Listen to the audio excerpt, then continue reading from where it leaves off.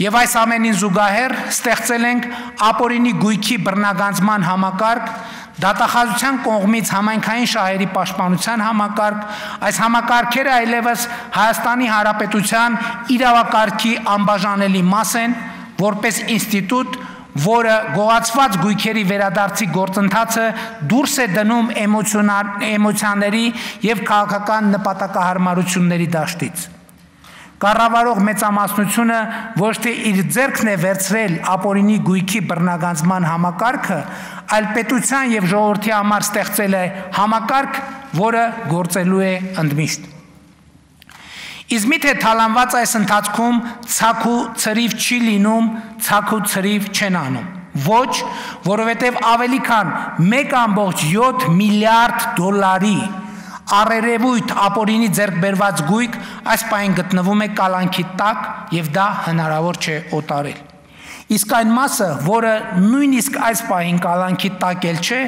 էներգիայի պահպանման օրենքի տրամաբանությամբ, եթե գումար է, պետք է դառնա գույք, եթե գույք է, պետք է դառնա գումար կամ բաժնեմաս, և հենց դրա համար է ստեղծվել ապօրինի գույքի բռնագանձման համակարգը, որ այդ գույքերը տեղորոշի, գտնի, ապացուցի ու վերադարձնի պետությանն ու ժողովրդին։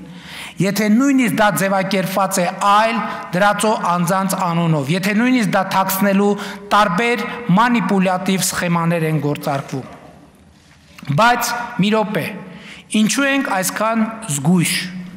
ինչ եղավ հեղափոխական իշխանությանը, մենք արդյոք կորցրել ենք մեր դուխը, թալանչիների իրավունքների համար ենք հոգ տանում, թե վախենում ենք նրանցից։ Ոչ ամենևին։ Մենք հոգ ենք տանում մեր պետության ու մեր ժողովրդի մասին,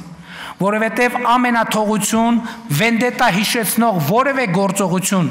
այնպիսի վնաս կհասցնի մեր պետության միջազգային կերպարին ու հեղինակությանը,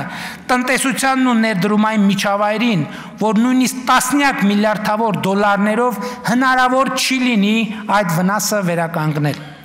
Այնքան կմեծացնի նման գործողությունը և տրամաբանությունը, արտաքին անվտանգության մեր առանց այն էլ արկա խոցելիությունները, որ նման ճանապարհով գնալը կնշանակեր գործել ընդդեմ պետական շահի։